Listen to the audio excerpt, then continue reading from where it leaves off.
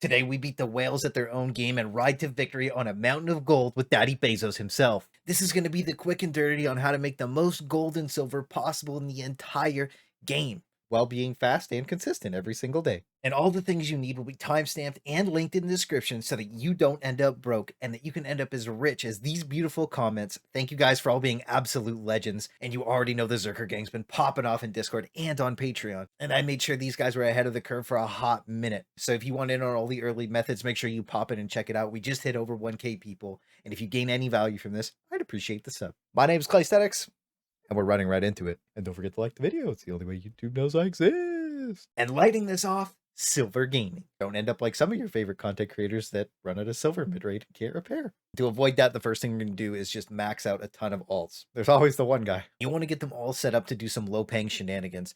And having 4 Bifrost set up for this is going to let you finish it in under 1 minute.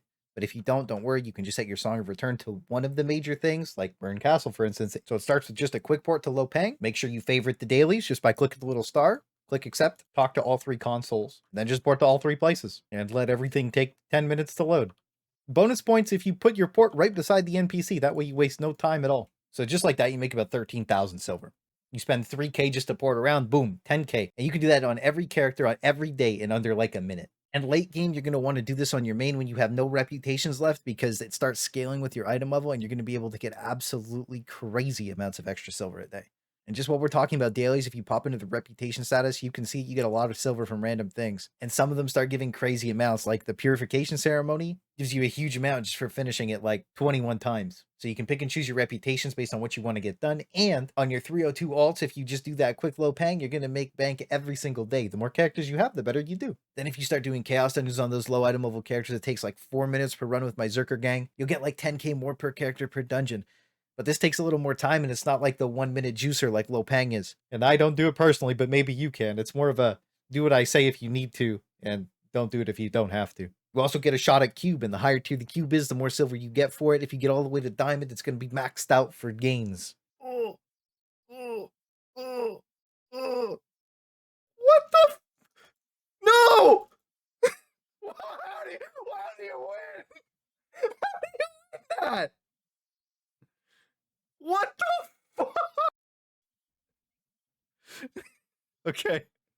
Cube went good. And it's pretty good if you don't fail before bronze. There's also some one-time random quests around like Punica, a bunch of other places to get like big juices of silver. And while they are worth doing, it's only one time. So this is supposed to be like a daily, a consistent way for you to keep generating instead of just hit a one time and done. Because you're going to consistently need that as one of your main resources late game, because you're going to be spending a ton of it. And you never want to be the guy that's converting gold. Just don't be that guy. Don't convert gold to silver. It's not worth it. It's so easy to get.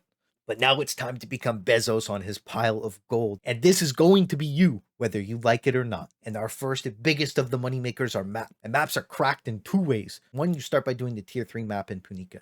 You go to the Chaos Gate, it gives you a map no matter what. And the goal is to get the most amount of Rift Shards. And buying T1 maps were the way for a really long time, because Harmony Pouches and Star's Breath were insanely overpriced. But now it's all about that tier 2 stuff, because it's juiced, because that's where most of the people are in the game. So we're going to be selling that stuff. So all you're going to have to do is walk over to the map exchange vendor in the zone of the tier that you want. So if you want tier 2 maps, you can go to Yorn or Phaeton.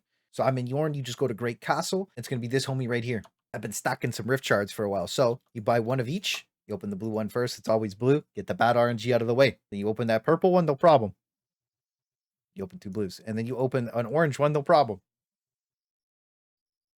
It's that easy. And now I have a legendary tier 2 map, and it's going to give me some fat loot. And let's just say we don't want to do 2 blue tier 2s. Exchange them, and boom, you get a purple. Don't actually do that on average. That was really dumb. You do the 2 blues. But just to show the other guy in Phaeton really quick, you just go to Kalaha, and the map exchange guy is going to be like right in the middle by the rapport guy. So it's like the rift piece and the exchange is right there.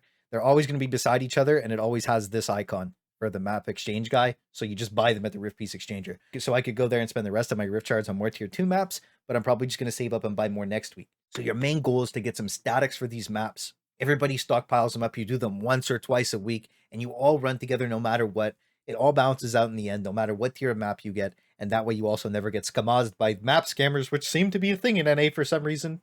Really prominent too, which sucks, honestly. So Get some homies, stop getting scammed, stop letting these losers get away with that, and make some big gains. And the next big W on the list, market flipping. I know most people hate this because nobody likes camping the market. It's boring, but it's good to do a couple times a week. So you can skip this part with timestamps if you don't want to do the auction camping. But every Thursday, enhancing max tank down to nothingness, and then you can buy them on Thursday and sell them on Monday and make like 25% of your money on average. So you buy the dip and make some tendies like you would on Wall Street bets. But coming March 24th, the ultimate supermarket crash of all time is coming to Lost Ark because the amount of mats that are going to get injected into the game. So a lot of this stuff is going to tank way off. If you've been following my videos, I've been saying sell, sell, sell, because after March 24th, you're going to see why. But a week or two after that, the market's going to recover because there's always going to be a random event that comes out just so people can get extra materials, and market flipping from that Thursday to Monday, Tuesday window is going to be great every single time. And we haven't even moved yet because we're still at the market board, because the next big thing is gems, and these are mega OP. Rank 7 gems go for bank. And just to even look at tier 2 gems really quick, you can see that some of them go for some pretty decent gold still, like all the way up to like 500 for a level 7 gem. But that's about the limit for tier 2 because it's not really that worth it to get gems in tier 2 in my opinion. The real deal is when we start looking at tier 3 and you see a level 8 gem for 155,000 gold. And personally, I've been selling level 7 gems for about 30 to 40,000 gold myself. And while they are a huge power spike to your character, the money at this stage of the game is more worth it because it costs so much silver to reroll a gem. So what people do on other regions is you buy the gem you need and sell whatever gem you have. So essentially you trade even on the gems almost all of the time for gold instead of trading them for silver.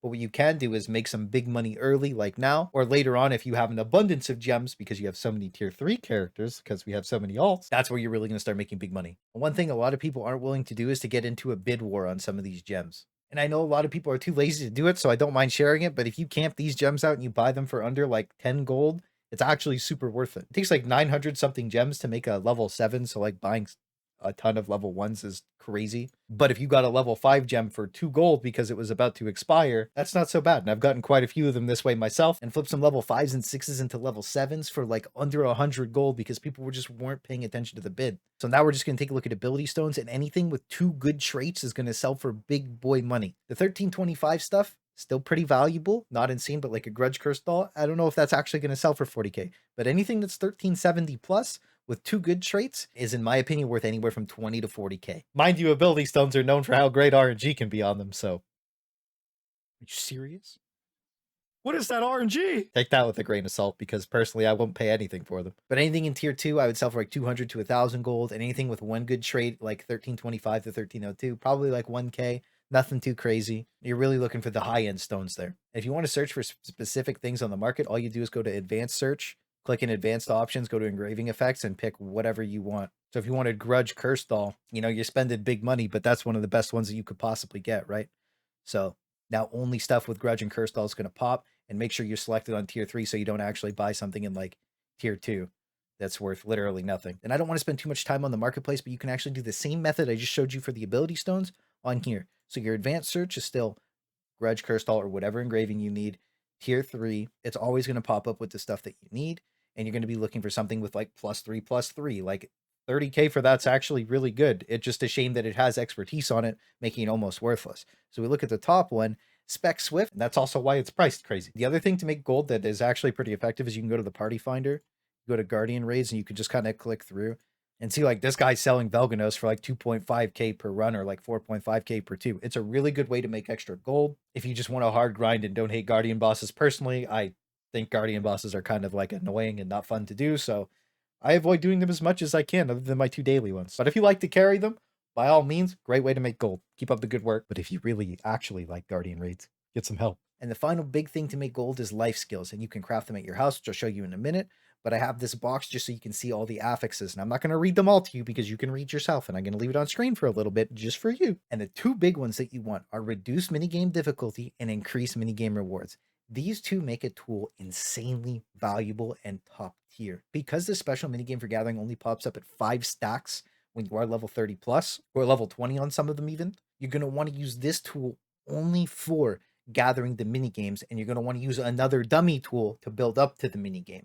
This way you get the max rewards because your tools are going to reduce in durability over time. So you don't want to use your best tools and reduce them to 0, but you can restore them with these trade skill tool restoration kits if you want. They're kind of cheap in the Mary's shop, so it's not really like a big deal if you just spend a little bit of gold for crystals, you can get one pretty cheap. Finally, the last thing is you can sell everything on the Chaos Dungeon Vendor. Most people know that it's unbound, but some people still don't. So if you peep the site the ZERKERGANG homie Tyrenzo made, he linked it in Discord time ago and kind of been hoarding it. I know a lot of people have the Merry Shop version, but they don't even know that the Chaos Vendor version even exists. It just lets you plug in whatever you need and get as rich as possible. And this is also going to be linked in the description. And finally, the last thing on the list is masterpieces. So just get 38 of them. You'll make like 28K, no problem. And boom, you're rich, just like my patrons. Thank you guys for keeping this train running. You're absolute legends. And honestly, I want to know what you guys do to make gold. These are my fastest, dirtiest, easy ways to make gold in the game. And it's all for the free-to-play homies. I only bought the gold pack, and that's the extent of money Amazon has gotten out of my wallet, which is actually pretty good, considering I have like 600 hours on this game. I need to get some help.